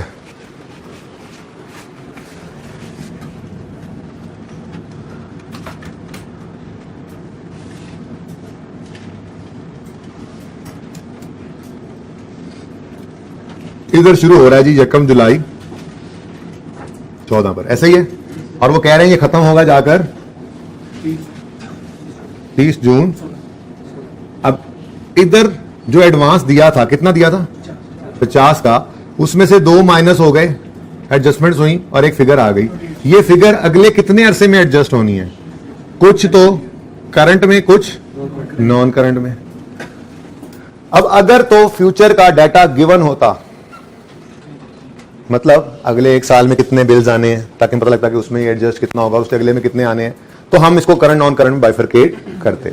लेकिन हमारी मजबूरी ये है कि डाटा गिवन नहीं है, तो इसको या करंट में रख लो या नॉन करंट में रख लो, और एक नोट दे देना, in the absence of information this advance can not be bifurcated into current and non current. देखो ना, हर बिल में से 10% एडजस्ट होना है ना। अब अगले बिल पर देखो, पहले 2 बिल बराबर नहीं आए, अगले बिल पता नहीं कैसे कैसे आएंगे, इसने कैसे कैसे एडजस्ट होने, कितना इस साल में होना, कितना इस साल में होना है तो सही इसने करंट और नॉन करंट पोर्शन दोनों, लेकिन मजबूरन क्या कर लो, इसको नॉन करंट में शो कर दो, करंट में शो कर दो, किधर भी कर दो, लेकिन नोट जरूर लिख देना सवाल के अंदर कि इसको in the absence of information हम नहीं बाइफरकेट कर सकते between current and non current. ठीक है, अच्छा 50 का आया था एडवांस डेबिट कैश क्रेडिट, बोलो। अब पहली एंट्री हुई capital work in progress debit, advance 9.4 से क्रेडिट। और अगली चीज भी कर लेना, वो कल पढ़ा दी थी, जिन्होंने छुट्टी की उन्हें क्या पता, retention money payable non current liability क्यों है? इस दिन खड़े होकर जितना भी इकट्ठा हुआ है वो इस दिन भी नहीं, बल्कि इस दिन से भी साल बाद जाके वापस होना है, इस वजह से नॉन करंट लायबिलिटी है। ठीक है, ये मैंने एंट्री की हुई है, उधर आपको दिखाई दी एंट्रीज, जरा दिखाएं आमिर भाई उधर कोने पे एंट्रीज, वो परे जो एंट्री हुई पड़ी है। पहली एंट्री देखें 94 से CWIP debit, advance credit 9.4, retention money credit 4.7 और पेबल या कैश क्रेडिट हो जाता है। ठीक है ना, वापस लें। तो CWIP डेबिट हो गया, मैंने डायरेक्ट फिगर निकाल ली। एडवांस क्रेडिट 9.4 से, रिटेंशन मनी पेबल क्रेडिट 4.7 से, ठीक है। और ये जो फर्स्ट बिल वाला पेबल था वो हमारे साल में ही पे हो गया, इसलिए कोई पेबल नजर नहीं आ रहा। इधर देखो, ये पेबल आया था 10 सितंबर को, लेकिन 31 अक्टूबर को ये पे हो गया, इसलिए ये पेबल अब खत्म, ठीक है। नेक्स्ट, ये अगला बिल आया, इस बिल की एंट्री हुई CWIP डेबिट 118 से, ठीक है। फिर एडवांस क्रेडिट 11.8 से, रिटेंशन मनी पेबल क्रेडिट 5.9 से, और 100.3 का जो पेबल है वो हमारे साल में पे, लेकिन साल के फौरन बाद ही पे हो रहा है, तो उसको हम कहेंगे करंट लायबिलिटी, ठीक है। जगह जरा कम पड़ गई है। करंट लायबिलिटी में पेबल टू कॉन्ट्रैक्टर कितना जी? 100.3, ठीक है भाई, ओके, सही है। अच्छा, अब कहानी खत्म, CWIP क्लियर है। एडवांस कितना बच गया? 28.8। पता नहीं कितना करंट में जाना है, कितना नॉन करंट में, होना तो अलग अलग था, लेकिन मजबूरन अब हमें एक जगह शो करना था, या करंट में शो कर, करंट में तो ना ही करो, नॉन में शो कर दो, कुछ इसमें करंट पड़ा है, कुछ नॉन करंट पड़ा है, ये बता दो उसको, ठीक है। 10.6 रिटेंशन मनी पेबल, और पेबल टू कॉन्ट्रैक्टर आ गया 100.3। कुछ और? यस, पहली क्लास टीपू वाला सवाल भूल गए हम, टीपू वाला सवाल भूल गए। 100 मिलियन का लोन लिया, ठीक है, 1 जुलाई को, सारे का सारा पेबल है, लेकिन इसमें से 100 का उसने कहा था, 100 की उसने कहा था इंस्टॉलमेंट से प्रिंसिपल की 4 इक्वल इंस्टॉलमेंट, तो 100 की 4 25 की बनती है, तो अगली 25 की इंस्टॉलमेंट 1 अप्रैल, इधर देखो, चलो ये मिटा दिया मैंने जी। हम इधर खड़े 31 दिसंबर 14 पर, 1 जुलाई 14 पर एक लोन लिया 100 का, कुछ भी रीपे नहीं हुआ, तो यहां पर भी 100 है, लेकिन अगले साल 31 दिसंबर 15 से पहले 25 की पेमेंट होनी है इसकी, तो 100 में से 25 करंट है, बाकी तो यहां पे आ गया जी लॉन्ग टर्म लोन। क्या परसेंटेज थी इसकी? 11%, यूं कह दो 11% लॉन्ग टर्म लोन, कितना? 70 ना, ऐसे नहीं, तरतीब हुई। और करंट पोर्शन पहले निकालेंगे ना, current portion of long term loan कितना है जी? 25, ये जो आगे पे हो जाना है 12 महीनों में, यहां आप खड़े हो, ये ठीक है, 25 करंट, और बाकी टोटल में से 25 निकाल दो तो 75 नॉन करंट, ठीक है जी। और अगर कुछ रह गया तो मुझे माफ कर देना, फिर जिंदगी रही तो कल उस पर बात कर लेंगे। इंटरेस्ट पेबल नहीं है जी, इंटरेस्ट साल के आखिरी दिन जो 6 महीने का बनता था वो पे हो गया, ठीक है। एंट्रीज रिक्वायर्ड नहीं थी, मैंने सब जरूरत की एंट्रीज ऐसी रिवीजन कल की करवा दी, बैलेंस शीट रिक्वायर्ड थी वो बना ली, ठीक है जी, ठीक है जी, आपका सवाल नहीं लूंगा मैं, ओके जी, अल्लाह हाफिज।